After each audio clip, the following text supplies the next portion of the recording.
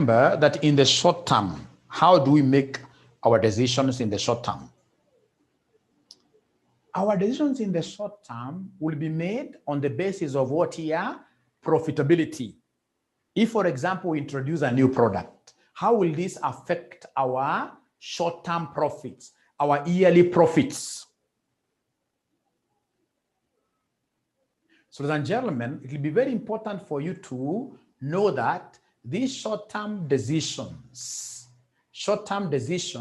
we don't have to look at, we will not be looking at all at what we call like what will be the implications of this particular decision 5 years from today. No. We are looking at in the short term. So basically, we shall be doing like the profitability analysis. How profitable is this particular venture to us? How profitable is this particular decision to us? That will be the overriding thing. In the short term, we want to increase our end of year profits.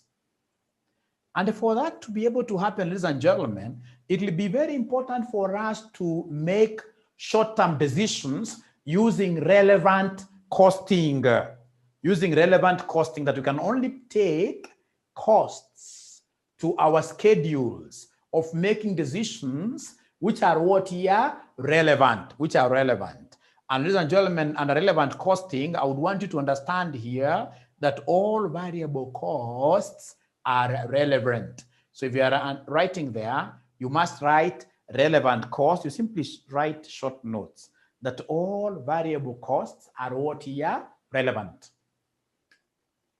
All variable costs are relevant for decision making. So if I introduce this particular product, the number of units will go up like that.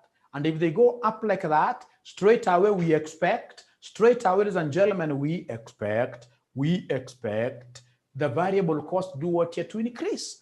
Remember, ladies and gentlemen, that generally incremental costs are relevant. Any cost that will decrease out of a particular decision being made are relevant. So variable cost, never forget that variable costs are what here? All of them are relevant. Ladies and gentlemen, the other one that I would want you to appreciate from the word go in terms of making decisions in the short term are fixed costs. What do you know about fixed costs? Fixed costs, ladies and gentlemen, majorly, they are irrelevant. Fixed costs, majorly, they are what here? Irrelevant, because for fixed costs, ladies and gentlemen, whether you like it or not, for fixed costs, ladies and gentlemen, whether you like it or not, whether you bring in a new course, a new product, or remove some other products, other courses like that, fixed costs like rent will always remain constant. So they are not incremental in nature. And as such, fixed costs, we've said they are majorly irrelevant. However, should the examiner use the word specific fixed cost, specific fixed cost are what here? Relevant, because specific fixed costs will be those costs, fixed costs that will be attached, that are attached to this new product, for example, we want to bring on board. When we bring it on board, then our fixed costs in the farm are going to increase. You've said a very important thing that I want to believe you've written there, that however, specific fixed costs are what here? Are relevant. Specific fixed costs are relevant. Great. Ladies and gentlemen, allow me first of all to mute you.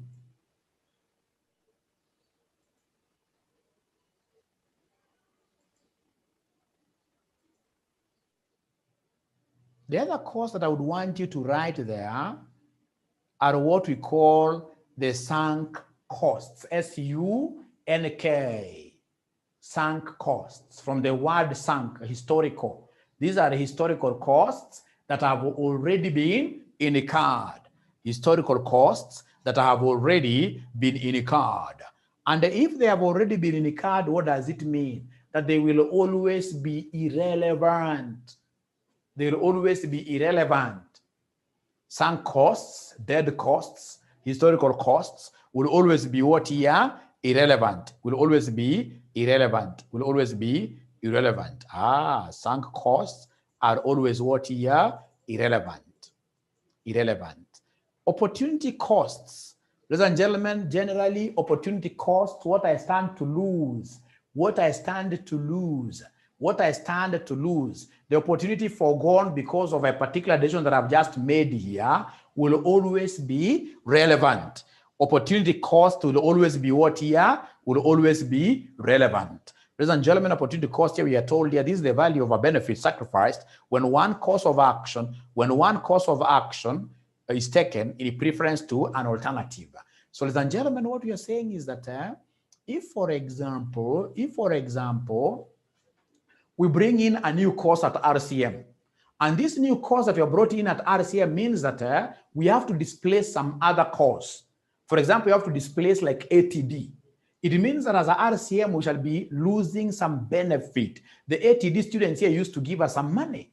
So there is an opportunity to be foregone for me to be able to make a decision to bring in something new. The most important thing you're supposed to know is that opportunity costs are always relevant. Opportunity costs are always relevant. Opportunity costs are always relevant. Opportunity costs are always relevant. And then we have the incremental cost. So in incremental cost, what do we have here under incremental cost? Incremental cost, ladies and gentlemen, automatically this means extra, additional. These are the extra costs which would be incurred as a result of the decision and will therefore be relevant to the decision. So the most important thing as we get now to our questions that we're supposed to know is that anytime we hear of a cost that is going to change, like variable costs, that one automatically will be relevant. It has to be put in our cost schedule. Specific fixed cost, specific has to be put because it is specific to that particular product which is coming. And therefore, when it comes on, when the product comes on the table, our fixed cost will go up. Anything that is sunk, historical, that one we shall always be what here? We shall always be leaving it out. Why? Because it is irrelevant. Why? Because it is irrelevant. Ladies and gentlemen, we go to the next thing here, which basically is to look at, like now, these particular short-term decisions, like shutdown problems. So if you tell us to shut down a particular department, how will we be able to make a decision? Of course, this has to be based on short term. In the short term, how will our profit here be affected? How will our profit be affected? So this sort of a question is asking for a decision as to whether or not to close part of the business. I really like this. I like this. So it's telling us, example one there, a company manufactures three products. Pawns, rooks, and bishops. Of course, if you are a person who plays chess, you are aware of this. The present net annual income from these is as follows. So you can see sales, we can see variable costs. They've been able to get contribution for us. And of course, for them to give us contribution, what have they done? They have basically taken sales minus variable cost. So less fixed cost for us to get profit stroke loss. So you can see, ladies and gentlemen, here, rooks is undesirable. Rooks is making losses. The company is therefore considering whether or not to cease selling rooks. It is felt that selling prices cannot be raised or lowered without adversely affecting net income. $5,000 of the fixed cost of rooks are direct. Direct are also known as what here? Specific. Are direct fixed costs which would be saved if production ceased. All other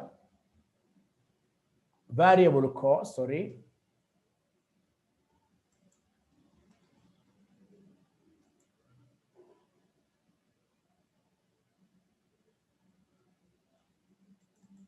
So we are told here that all other variable costs would remain what here? Would remain the same.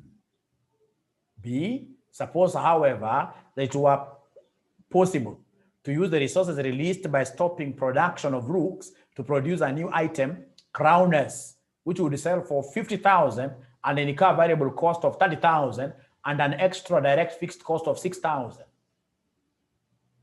Consider whether the company should cease production and the sale of rooks under each of the scenarios in A and B above.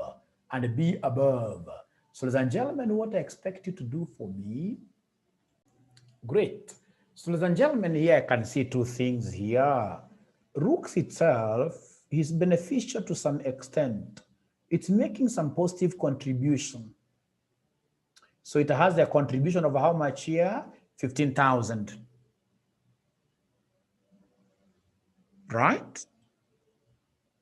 Should we cease producing rooks, we are going to lose on this contribution of 15,000, which is quite a big sacrifice.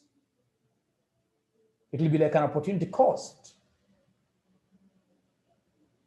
This is what we stand to lose here. And then we are told down here that the company is considering whether or not to cease selling rooks. It is felt that selling prices cannot be raised or lowered without adversely affecting net income.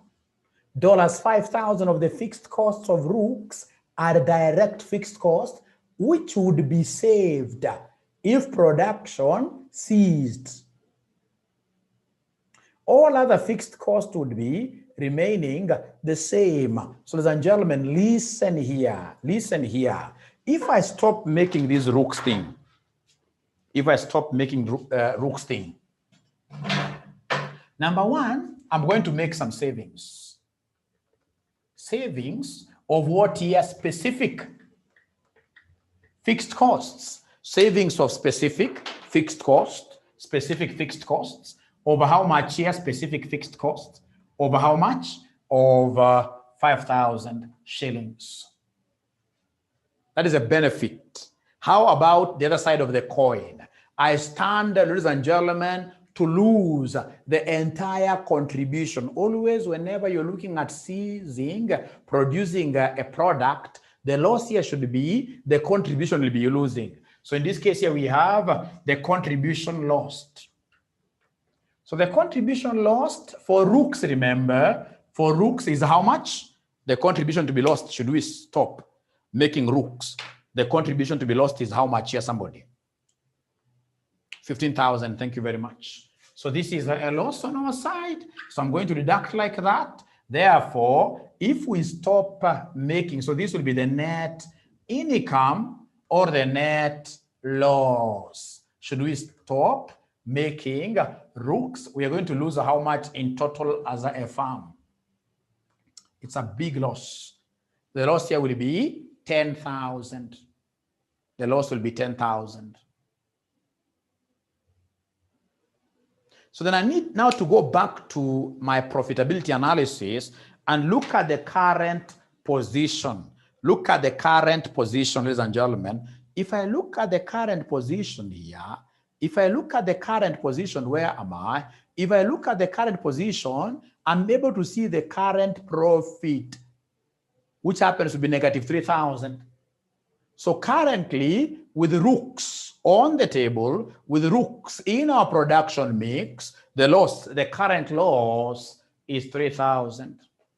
But should we stop making this rooks thing, the loss goes bigger. So the loss will increase. So then we are better off, ladies and gentlemen, with rooks on the table. So we shall not discontinue rooks, because should we do so, our loss will even become what here? Bigger. Our loss will become bigger. So what have I done? I've looked at this thing critically. They want me to drop rooks. And for me to drop rooks, I have to do a cost-benefit analysis. What is the cost? The cost, of course, will be what I will stand to lose, the lost contribution. What is the benefit? The fixed cost, which I'll be able to say, which are specific to this particular entity. And I've been able to get a bigger what here? A bigger loss, a bigger loss. Now, ladies and gentlemen, let's look at number 2 of this question. Part B of this question, suppose, however, that it were possible to use the resources released by stopping production of rooks to produce a new item, Crowners which would sell for 50,000 and they incur variable cost of 30,000 and the extra direct fixed cost of what here? 6,000. Then in this case here, do you think we'll be better off discontinuing rooks? Let's look at it again.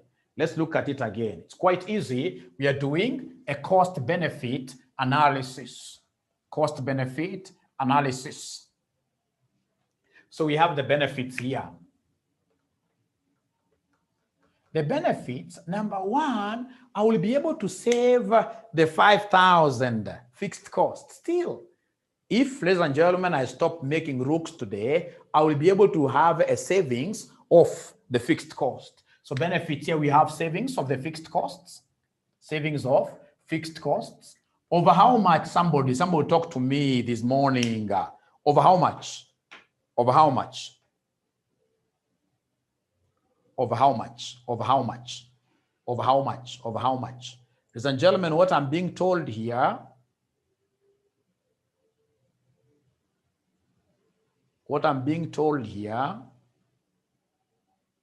oh, they haven't told me. 5,000, yes. It's 5,000, yes. I'll be able to still save the fixed cost of rooks of 5,000. Is there any other benefit, ladies and gentlemen, do you think will be very important for us to capture here if we were to cease producing rooks? Is there any other benefit? Any other good thing to jump onto our pool? Is there any other thing that you think will be beneficial to us if you're going to stop making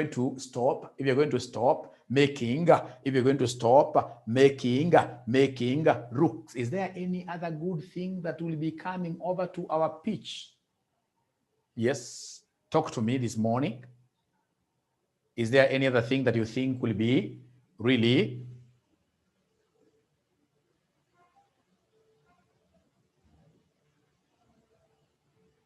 Yes, if I stop making, ladies and gentlemen, if I stop making rooks, what will happen? It will give space for a new product here, part B. A new product called crowners. So we have here crowners, contribution of crowners, which will be introduced. So can somebody give me the contribution of crowners that will be introduced? The contribution of crowners that will be introduced. Can somebody talk to me? The contribution of crowners which will be introduced here. Itakuwa ngapi? 20,000. Additional thank you very much. 20,000, yes. Those are good students who have been made to appreciate the formula of contribution. They have known that the sales of these crowners will be 50,000, but there is an extra variable cost of 30,000. So the difference, ladies and gentlemen, will be what here? 20,000. So the total benefit basically here for removing rooks from our production mix will be 25,000. Thank you and thank you very much. How about the costs aspects? The cost aspects. What will go wrong? What will go wrong? Should we stop producing rooks? What will go wrong? What are the downsides of stopping producing these rooks? Somebody talk to me. The lost contribution of rooks. So we have here lost contribution of rooks over 15,000. Is there any other? Thank you very much, Margaret. Is there any other downside? Should we, in this case here, stop producing rooks? Or downside of bringing the crowners thing? Yes, you can see what Lokai is telling us. But there is an addition. You can see what Mary is telling us. There is an additional fixed cost of crowner. There is an additional fixed cost of crowner, yes. There is an additional fixed cost of crowner over how much here somebody fixed cost of crowner over how much here somebody of 6,000. We are told here and in the car variable cost and an extra direct. I told you direct is The same as what here is the same as specific 6,000, 6,000, 6,000. So then could you kindly subtract these two? This is the additional fixed cost of the crown, additional fixed cost of the crowner, additional fixed cost of the crowner. So additional fixed cost of the crowner is like that. So subtract those expenses from the benefits and then you give me the net benefit. Give me the net benefit. So the net benefit, I'm being given a figure of 4,000. 4,000. 4,000. Of course, in this case here, this being the net benefit, which is way much better than the loss you are getting from our what name do we give it? Not krona. There's a name. There is a name here. There's a name. Yes, from our rooks. Rooks initially were making a loss of 3,000, but with this intervention of bringing in the crowner, stopping this thing, I can see a windfall income. I can see a windfall income of 4,000 like that. So then if the net benefit is bigger than the current benefit or loss we have, then in this case here, we are making a short-term decision. A short-term decision is that decision which is based on profitability. Ladies and gentlemen, we are making a decision to stop producing rooks. So the company should stop producing what here? Rooks. The company should stop producing rooks. Thank you.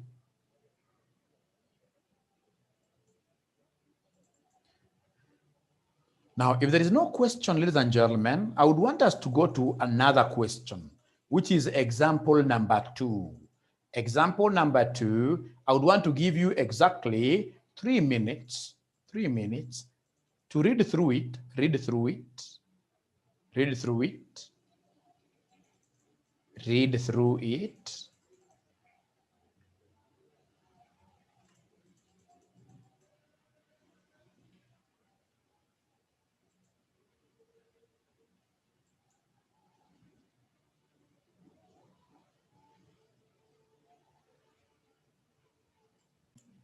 Okay, so we could go through it together. We can go through it together. We can go through this together.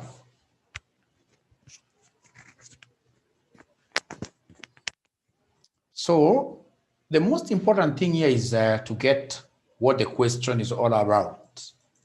So the question talks about us adjusting the schedule prepared by the accountant to a relevant cost basis, incorporating appropriate opportunity costs, incorporating appropriate opportunity cost, incorporating appropriate opportunity cost, opportunity cost. So let's go through this together. Let's go through this together. So what are we told here? What we are told, ladies and gentlemen, is that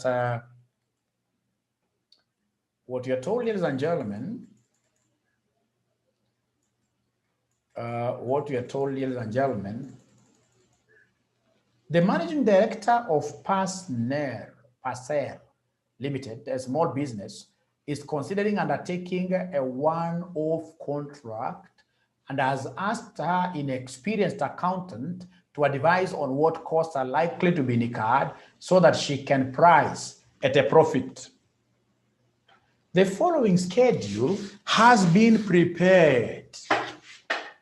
Costs for special order. You can see direct wages, note number 1, 28,000. Supervisor costs, 11,500. General overheads, 4,000. Machine depreciation, 23. Machine overheads, 18,000.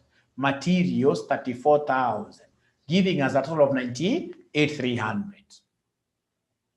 So now we need to interrogate ourselves and really work through each of these elements as per the notes given to say whether this is the proper cost to be maintained in the schedule or should we change it on a relevant costing basis. So like now, let us be very thorough on the wages. We are told direct wages comprise the wages of 2 employees, particularly skilled in the labor process for this job, who could be transferred from another department to undertake work on the special order. They are currently fully occupied in their usual department, and subcontracting staff would have to be brought in to undertake the work left behind. Subcontracting costs would be 32,000 for the period of the work. Different subcontractors who are skilled in the special order techniques are available to work on the special order, and their costs would amount to 31,300. So which figure should we take, ladies and gentlemen, for direct wages? Should we retain that 28,500 like this inexperienced accountant heard? Should we work with this 32,000 here? Subcontracting costs would be 32,000. And then we have, in this case here, these other guys here who are charging 31,300. I would really want to get your ideas on this. I would really love to get your ideas on this.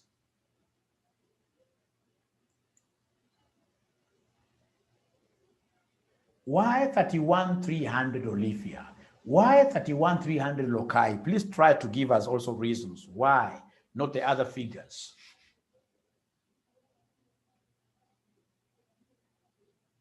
Please give us reasons. Why not 32,000, for instance?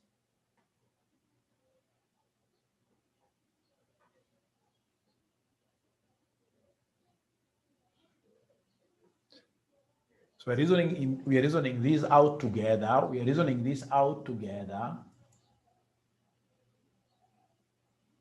Great. Great. So 28,500 can't be used because they are fully engaged. And then we have Olivia, 32,000 are fully what here? Very good, because the other department will also not be affected, and it is what here? It is cheaper. Now, ladies and gentlemen, this figure of 31,300 is correct. So direct wages,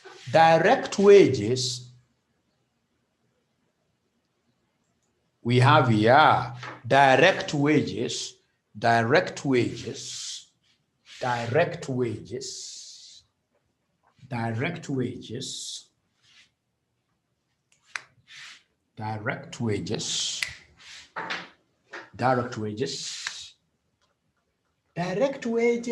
going to use 31,300, not the 28, whatever that was given to me by this inexperienced accountant. No. Why?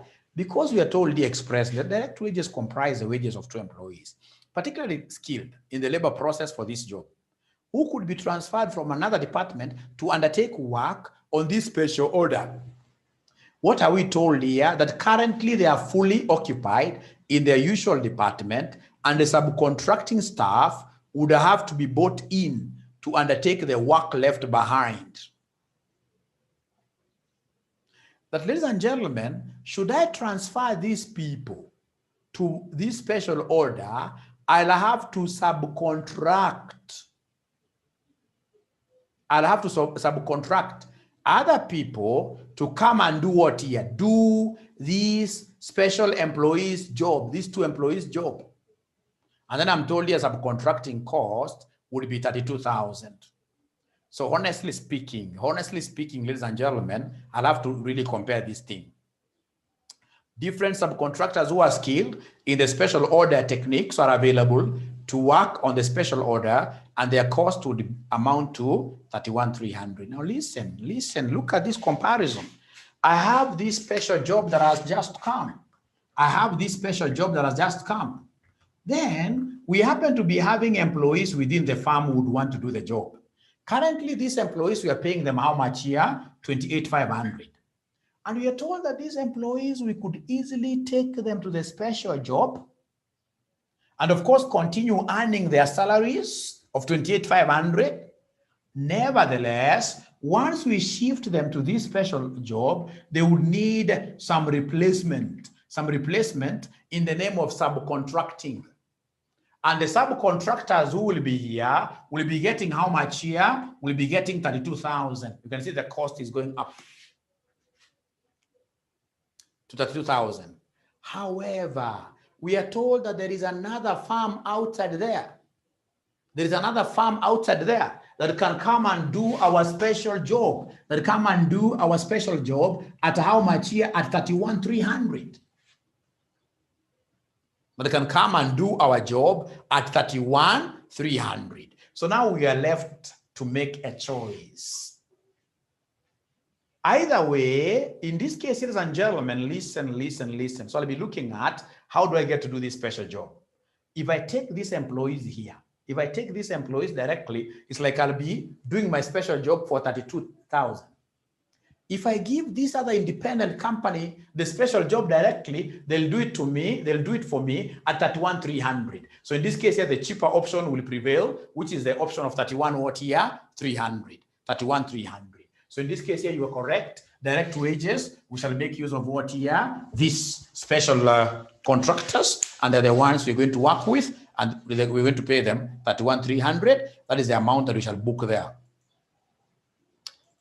Now, from there, ladies and gentlemen, we go to the supervisor's cost. I like this. Note number 2. A supervisor would have to work on the special order. This special order needs a supervisor. The cost of 11,500 is comprised of 8,000 normal payments plus 3,500 additional bonus for working on the special order. So 8,000 is normal. Whether we accept the special order or not, the guy has to continue getting 8,000, the current supervisor. I like this. So we are told here, normal payments refer to fixed salary of the supervisor. Anything that is fixed is always what here? Irrelevant, not unless you're going to save it. In addition, the supervisor would lose an incentive in his normal work amounting to 2,500. It is not anticipated that any replacement cost related to the supervisor's work on other jobs would arise. So somebody tell me, what figure should I take to my cost schedule here for this special order in relation to this supervisor?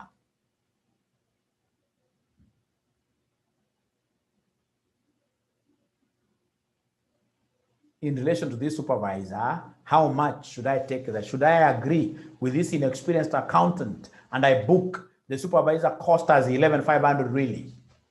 If there is a day I would want you to talk to me, it is today. Today is when I want you guys to talk to me so seriously.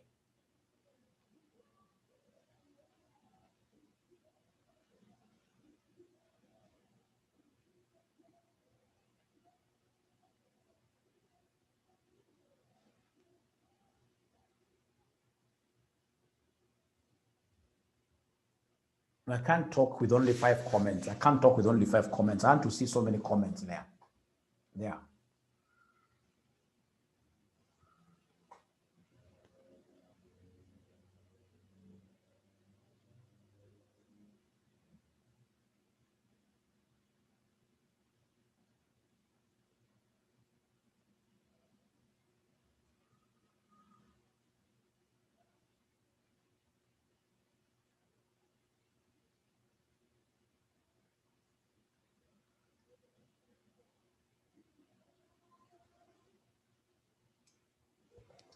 Great. At least now there are 7. 7, I should be able to look at them. They're saying 1,000 additional bonus less, lost incentive. We cannot use 8,000 since it is fixed, because whether he works on special order or not, it has to be in a card. Lokai, this time around you are wrong. 1,000 additional bonus less lost incentive. Great. So, ladies and gentlemen, here we are. I really appreciate what these students are telling me is that should I bring this particular supervisor to this particular project, ladies and gentlemen, I can see that he'll need a bonus of 3,500. But also as he comes over here, I can see us celebrating his lost contribution. There is some amount this guy was getting in form of some bonus out of his current work of 2,500. So then the supervisor incremental cost to us in the project will be 1,000. His incremental cost to us in the project will be what here? Will be 1,000. Will be 1,000. Will be 1,000. Will be 1,000. Will be 1,000. will be 1,000. Please ask questions, make contributions. Ask questions, make contributions. Great. Now from there, we go to the next one. The next one is general overheads. So general overheads, what am I supposed to book under general overheads as per note number 3? As per note number 3, general overheads comprise an apportionment of 3,000 plus an estimate of 1,000 in incremental overheads. Incremental overheads. Yes. So under general overheads, what should I book? What should I book under general overheads? I'm waiting for you to talk to me.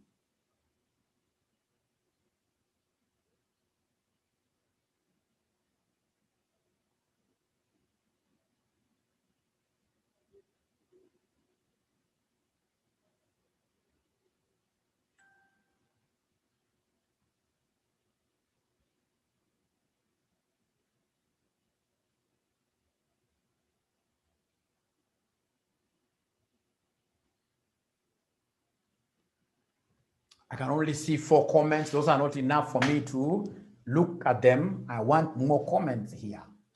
I want more comments here.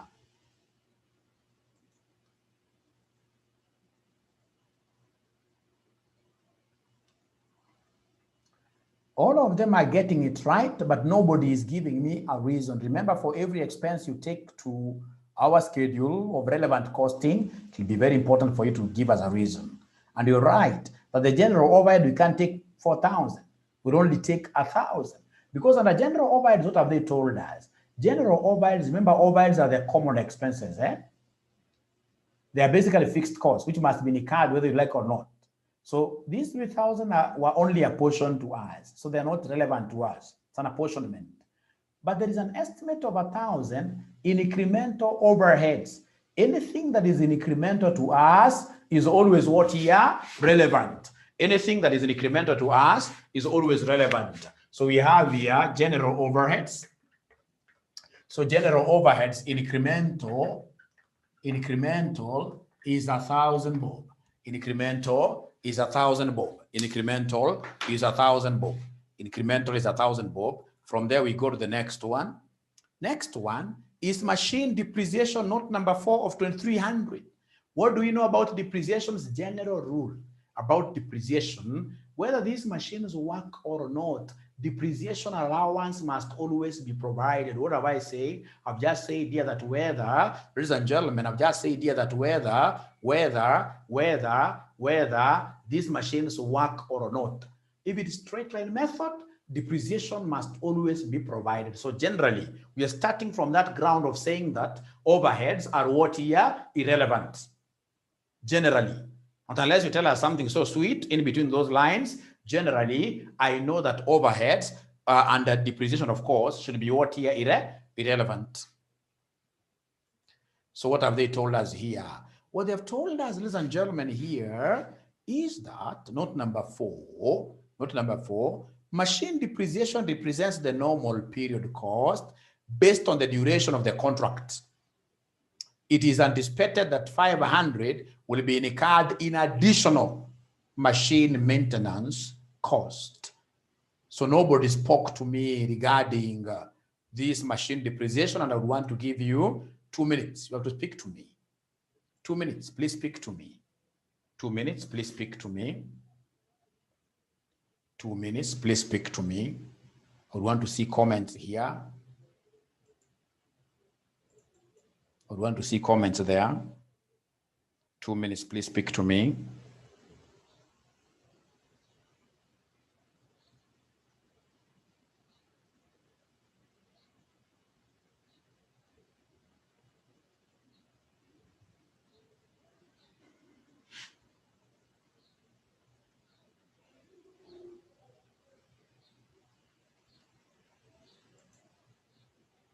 Additional cost is always relevant. Thank you very much, Mary. I've also seen you mentioning maintenance cost. Hilda, thank you very much. 500 is an additional cost. I like relevant costing because I'll end up getting so many marks out of not knowing anything.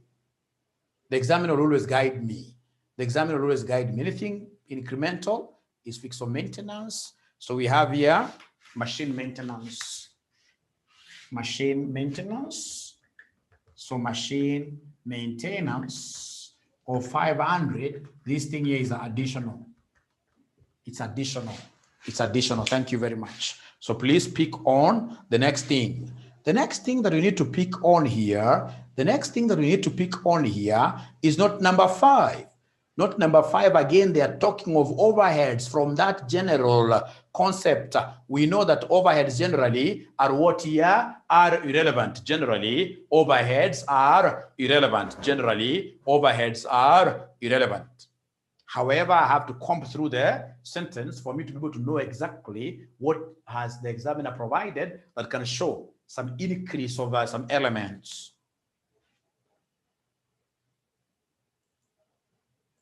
So what have they told us here? Ladies and gentlemen, what they have told us here under machine overhead for running costs such as electricity. I know electricity is a variable expense. So then this overhead could be variable. I know electricity, the more we produce, the more the electricity charge will be. So we're told here, they are charged at 3 per hour. It is estimated that 6,000 hours will be needed for the special order. The machine has 4,000 hours available capacity. The further 2,000 hours required will mean an existing job is taken off the machine, resulting in a lost contribution of 2 per hour. Let me see how the computation there will be done. I'm giving you exactly 2 minutes.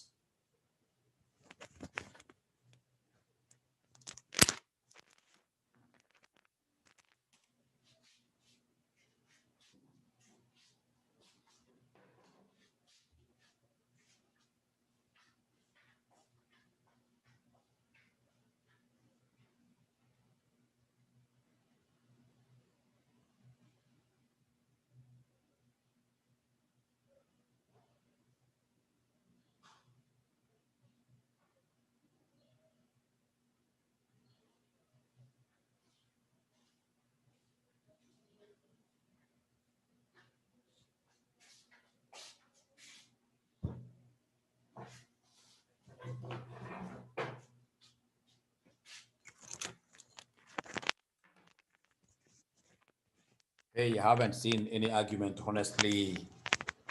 If you want me to enjoy my lunch today, please make some good reason the argument there.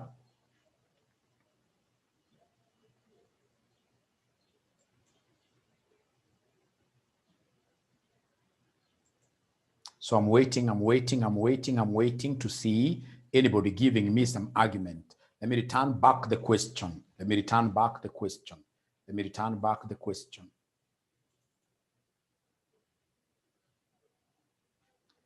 So what are they telling us here? So what they're telling us here is that machine overheads for running costs, such as electricity, are charged at 3 per hour. It is estimated that 6,000 hours will be needed for the special order. The machine has 4,000 hours available. So let us use this 4,000 available capacity to absorb our electricity cost. So we have here the machine overhead.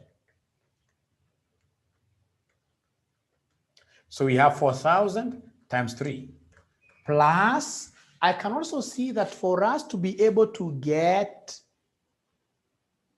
ladies and gentlemen, for us to be able to get the 2,000 hours, we must put a stop to some what here product being produced.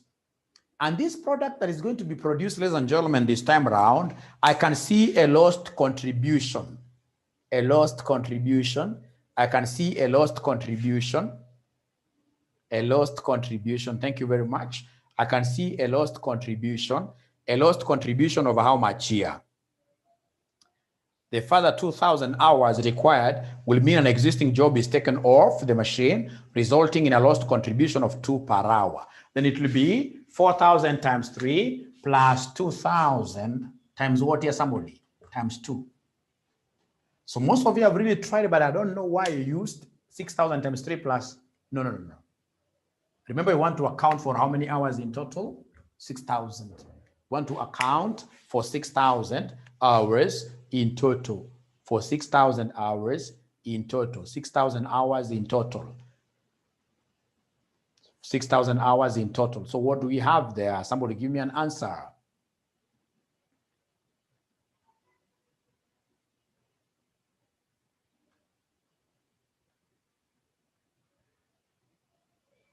It will be 3 times 4,000. 4,000. From there, the other one, the lost contribution. So in total, we are looking at how much here. Somebody is giving me a figure of 16,000. 16,000. Somebody is giving me a figure of 16,000. 16,000. 16,000. Look at it this way. Ladies and gentlemen, that for this particular general, they are calling them machine overheads. They are calling them machine overheads. For machine overheads, these machines are consuming electricity. At what rate? 3 shillings per hour. My special job, I agree with you, needs 6,000. But remember, the available machine hours that we have at the moment, available capacity, is over how many hours here? 4,000. So then I'll just put on the machine like it will be 3 times what here, somebody? Times 4,000. That makes sense. For this extra 2,000 hours, I have to stop a particular what? Product being produced. And that particular product that is being produced currently is giving me a contribution of 2 per unit. So lost contribution then will be rather 2 per hour. So the lost contribution will be the opportunity cost, which will be 2 times what here? 2,000, like that. I hope that is clear.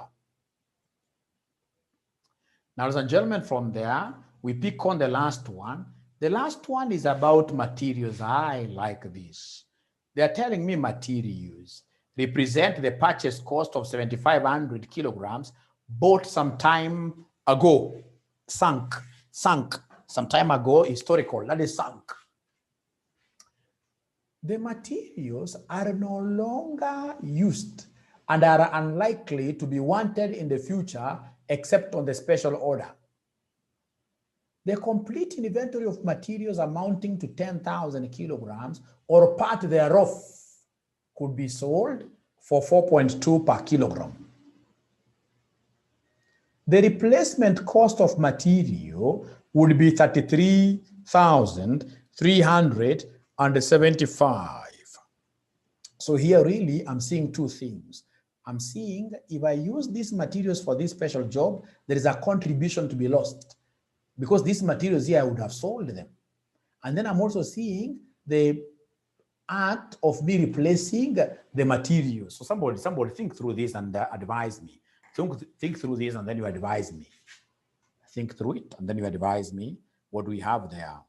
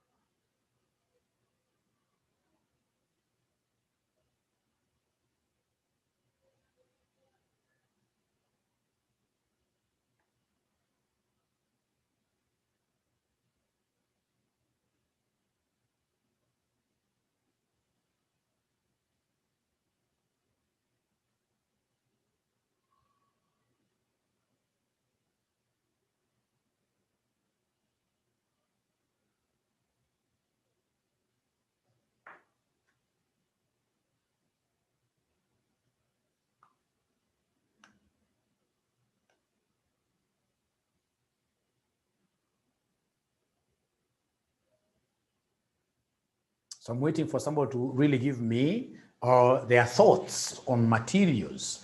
Their thoughts on materials. I can see some 2 comments for these.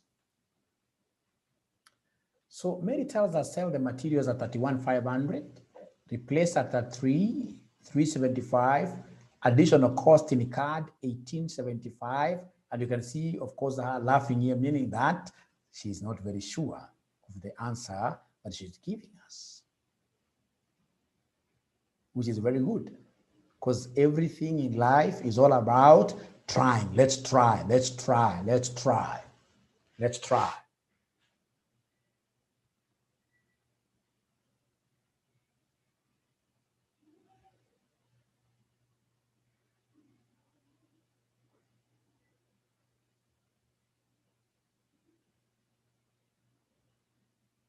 So, ladies and gentlemen, remember here, replacement cost of the 375. Now, ladies and gentlemen, let me make something very clear here. These materials,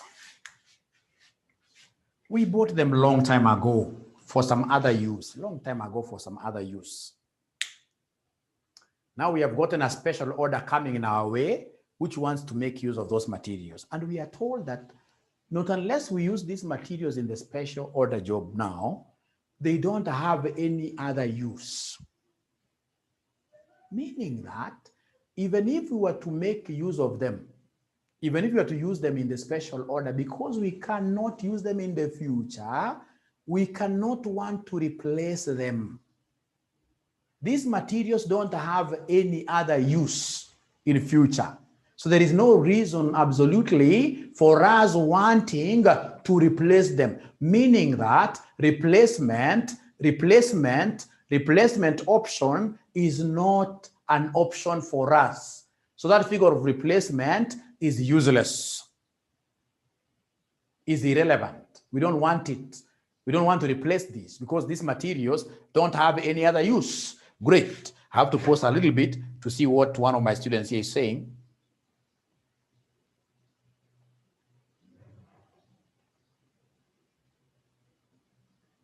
Now, the other thing that you're supposed to know, ladies and gentlemen, when you are making decisions, we are looking at the future. We are looking at the future. It's forward ever, backward never. This figure of 34,000 that has been given here, we are told that this figure is a historical figure. It's a long time ago figure, which was incurred to purchase. So you're told here materials represent the purchase cost of 7,500 kilograms, bought some time ago. So even this 34,000 is irrelevant. It's a sunk cost. So replacement cost is sunk. Ladies and gentlemen, we have in this case here, the replacement cost is not an option. And then number 2, the 34,000 is sunk. So now I'll be looking at my materials that are down there and ask myself, I've said the replacement cost is not an option. I'm not going to replace. Number 2, the cost given here, 34,000, is historical. Historical sunk, I'll never make reference to it. So I ask myself, as those materials are lying down there, do we have any opportunity for them? Is there anything that we can do out of them apart from this special order? Yes, we can sell them. There is somebody who wants to buy them. And this person wants to buy them at what year? At 4.2. At 4.2. So in this case here for material, the relevant cost here, the relevant cost, which is futuristic, the relevant cost will be the opportunity lost. If we use these materials in the special order, we are going to lose an opportunity, which basically is selling them. Therefore, we'll talk of 4.2 times 7,500. So 4.2 times 7,500, could you kindly give us an answer? 4.2 times 7,500, please give us an answer. So it gives us 31,500. That is what we shall use here, 31,500. So as I teach you and speak through these questions, there is something that I would want you to pick from the word go. Whenever you are told a particular figure in a particular schedule is historical. That figure can never be used.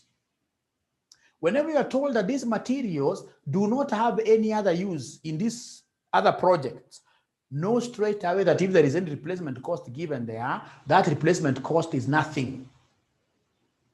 Always think about, do I have an opportunity of selling this thing?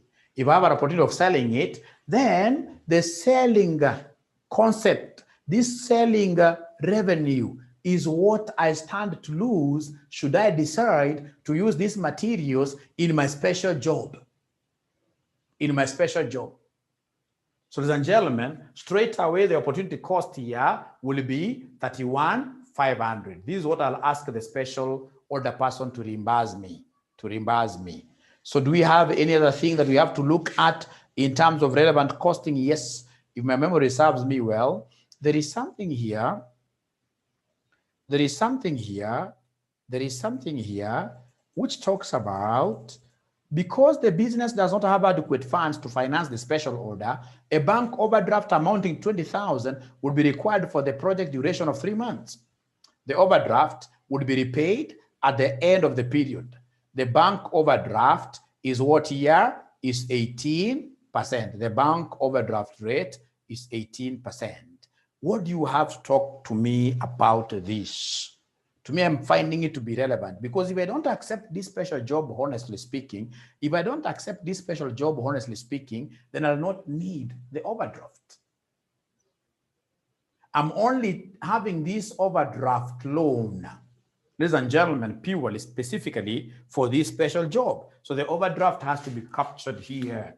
The overdraft has to be captured here. And if it has to be captured there, ladies and gentlemen, this overdraft, I'll capture it at what amount? The amount that I'm going to use is what I would want to hear from my students. I'm going to capture it at what amount? At what amount? I'm going to capture it at what amount?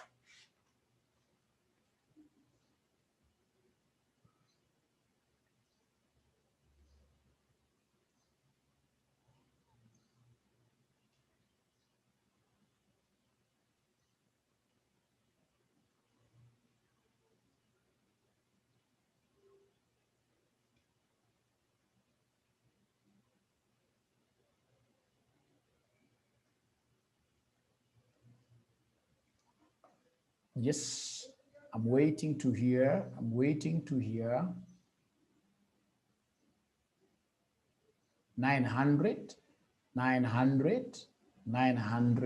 So, ladies and gentlemen, I want to believe that for the lady to have gotten 900, she must have taken 18%.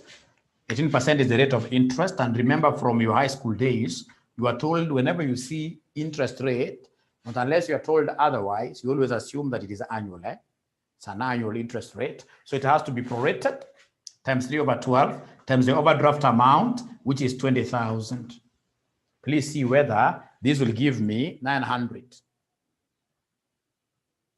900, I'm told. And that is it. Now come and add up everything. Add up everything for you to give us the total relevant cost.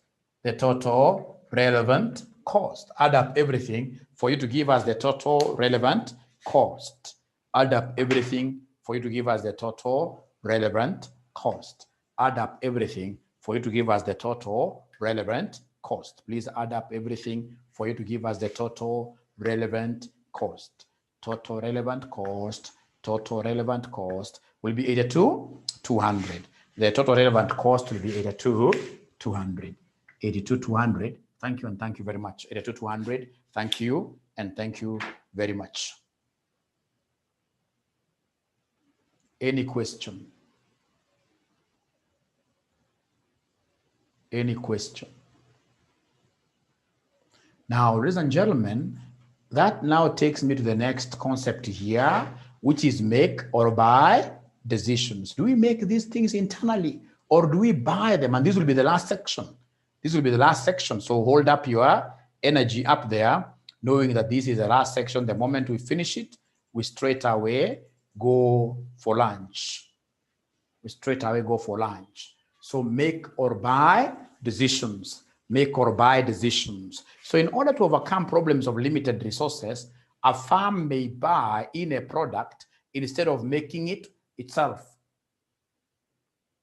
And the most important thing for us is to appreciate this example 3. Example 3, what does it talk about? Example 3, ladies and gentlemen, example 3 talks about the availability of material B is limited to 8,000 kilograms. So material B limited to 8,000 kilograms. I can see scarcity of material B. Product XYZ, you can see the demand. You can see the demand there. You can see the demand there. And then, ladies and gentlemen, you are able to see the variable cost of making. If we make 10, 12, 14, you can see making cost is lower than buying in price. So if I make, I'm saving. So we are told here, kilograms of B required per unit. Very important. So which product should the company make and which should it buy? Ladies and gentlemen, I don't know whether there is anybody here who appreciates a certain concept that you are being taught some time back called key limiting factor. Key limiting factor.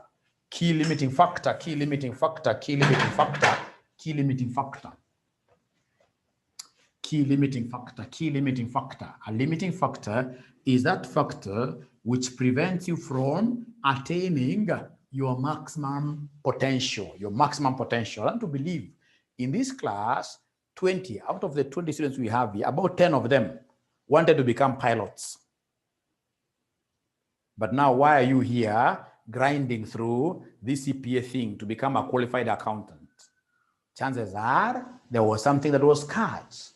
I know that there must be students here who wanted to become doctors, doing some parallel degree somewhere, very expensive resource. So in this case, we must cut our cloth in accordance to what we can afford, isn't it? Yeah, the size we have, yeah. So the same case will be applicable here. So what we need to do, we need to get straight away the savings of making these things internally. The savings of making our products internally. So X, Y, Z. So in this case here, please give me the buy-in price. The buy-in price for X, Y, and Z.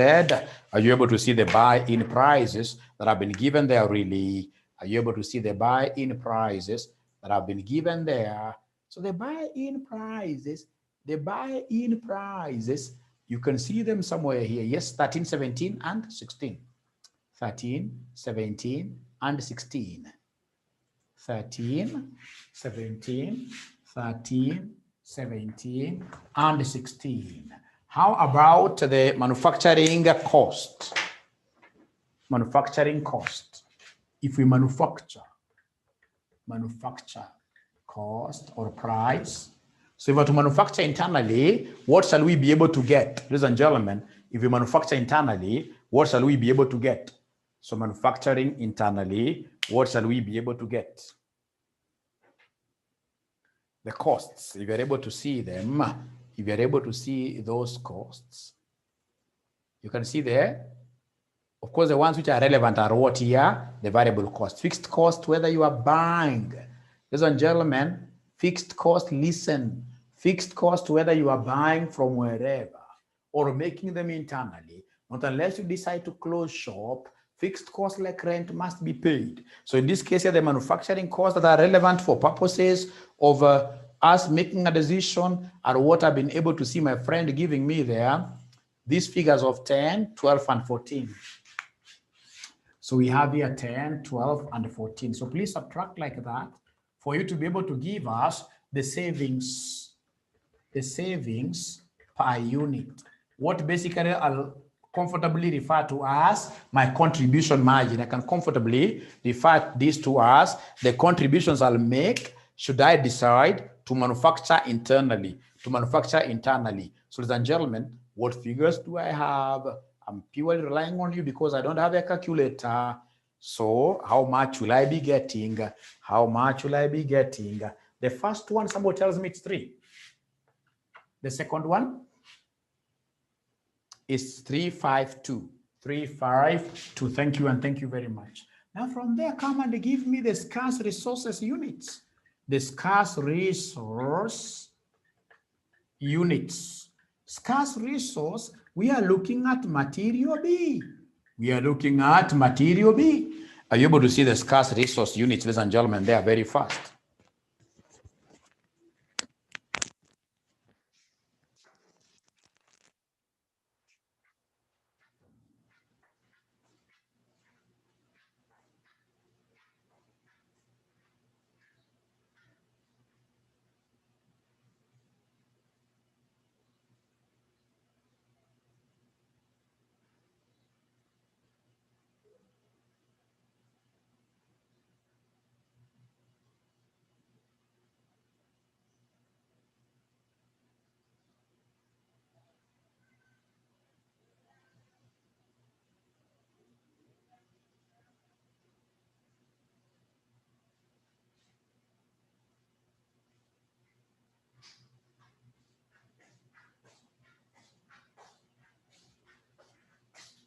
Okay, scarce resources. Are you able to see the scarce resources?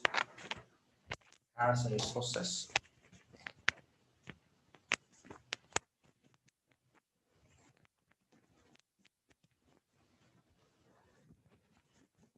Scarce resources, scarce resources. Yes. So I've been able to get the scarce resources. I can see them here. Kilograms required per unit. We have 3, 2, 1. 3, 2, 1. So we have here 3, 2 versus 1. Great. Great. So if you can remember the key limiting factor, of course, which is something that we will have to really be good at. For our paper, we have got to be good at this. If you can remember here, I'm supposed to come and provide what we could call the CM per unit of the scarce resource. The CM per unit of the scarce resource. So you take like 3 divided by 3. This gives me what here, somebody? This gives me 1. So you take the CM here per unit of the scarce resource, you divide. So this 5 divided by 2 gives me 2 point what here? This gives me 2.5. This will give me what here, somebody? This will give me 2 like that. 2. So, and if that is the case, could you kindly go to the next step, which is the step of ranking? So please go ahead and rank. So remember, the higher the CM per scarce resource, the superior a product is. The superior a product is. So when we're ranking here, the one to be given number 1 will be Y. This will be given number 2, and the X, unfortunately, will be the one trailing the tail. So come and rank. You rank them. You rank them. Now, ladies and gentlemen, once you have finished ranking like this, now you should be able to go to the last step. The last step. So the last step, ladies and gentlemen, here is which step? The last step here will be the production schedule step. The production schedule step. So now go to the production schedule. Go to the production schedule. So how do we produce these things? So production schedule.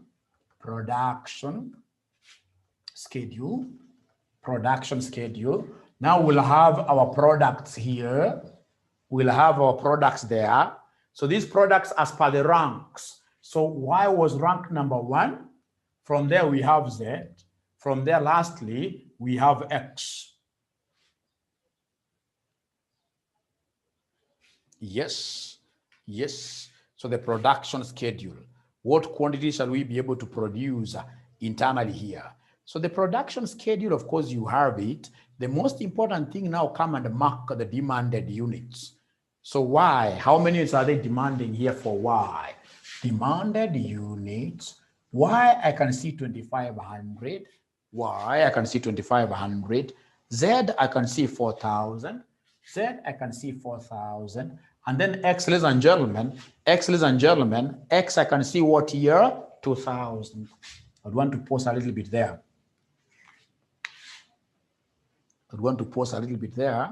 At least to allow students here to do what here? To pick up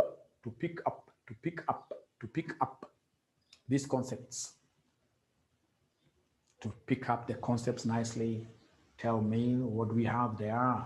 So we have the demands Products, when it comes to production, always products as per the ranks. Now, what really is bothering me? What may prevent us from attaining the maximum demanded units? It will be the constraining factor, which is factor B. So I would want to know every time I want to do any production, I'm looking at the key limiting factor. And my key limiting factor is material B. So we have here material B. Material B, usage. Material B, usage. Patapotea, material B, Y. Each unit of Y needs how many kgs of material B?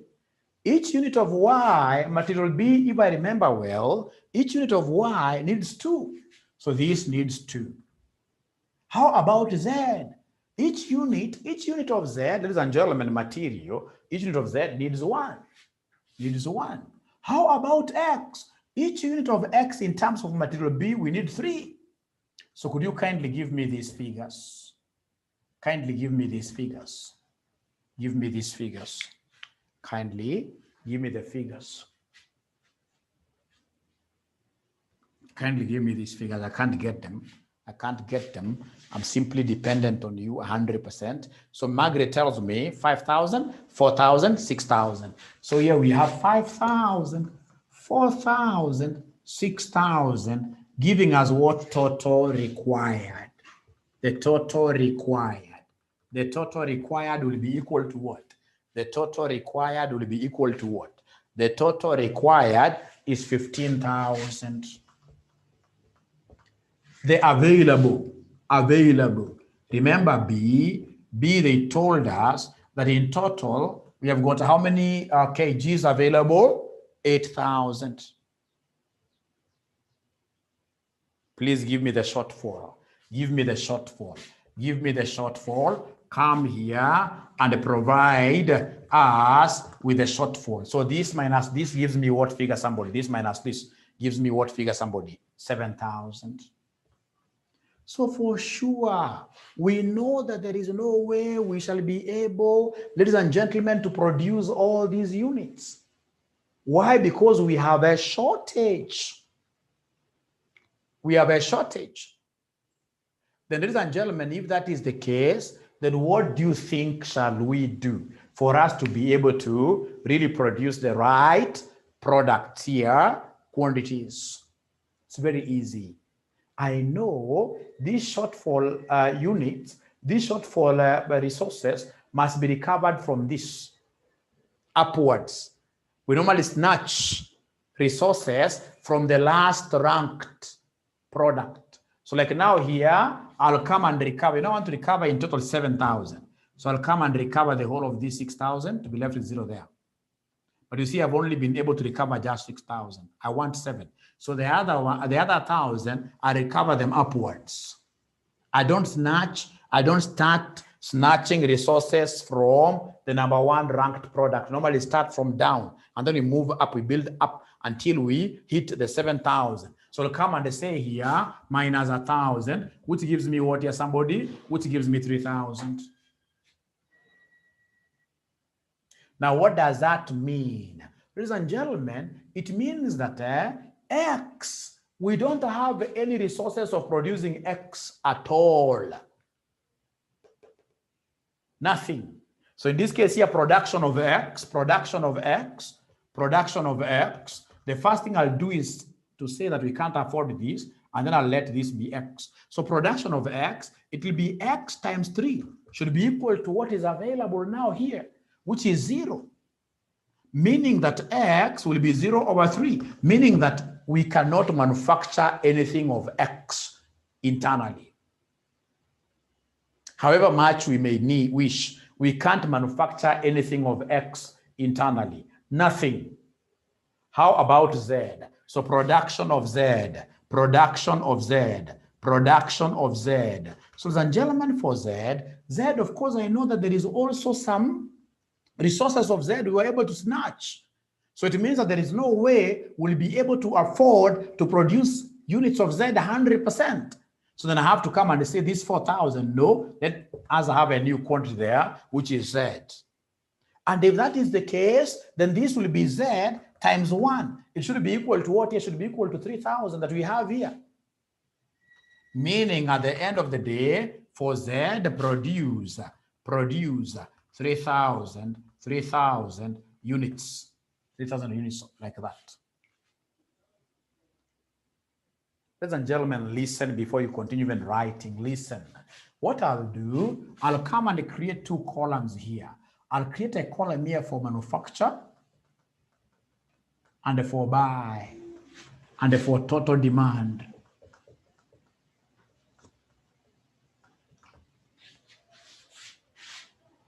So manufacture, buy, total demand. So in this case, ladies and gentlemen, the total demand of Y is 2,500. The total demand of Z still remains at 4,000. The total demand of X still remains at 2,000. But what have you told us to manufacture? For Y, of course, I've not affected this 2,500 at all. So for Y, I will manufacture 2,500. For Z, of course, I can see a new quantity recommended here for manufacturing. For Z, I will manufacture 3,000. For X, ladies and gentlemen, I can see a new quantity being recommended here. So for X, I'll not manufacture anything like that. And then now the quantities that I'll be buying from the outside market will be the balancing figure. Like, how do we get this? So in this case here, we know that for Y, nothing. Here we have to buy 1,000. Here we have to buy how many? 2,000, like that. And hence, we've been able to make what we call manufacture stroke buy decisions. Manufacture stroke buy decisions. So which quantity do we manufacture ourselves? Which quantities do we buy ourselves so that we don't disappoint any customer? So that we don't disappoint any customer. I'm so sure this could be a little bit tricky, but once I do the key limiting factor, you know, there's a topic called key limiting factor, then you should be able to really appreciate the entire thing that I've done here. Otherwise, ladies and gentlemen, I want to take this opportunity to appreciate you so much for having been with me for those few hours. I want to believe what we have done is a good dosage for today.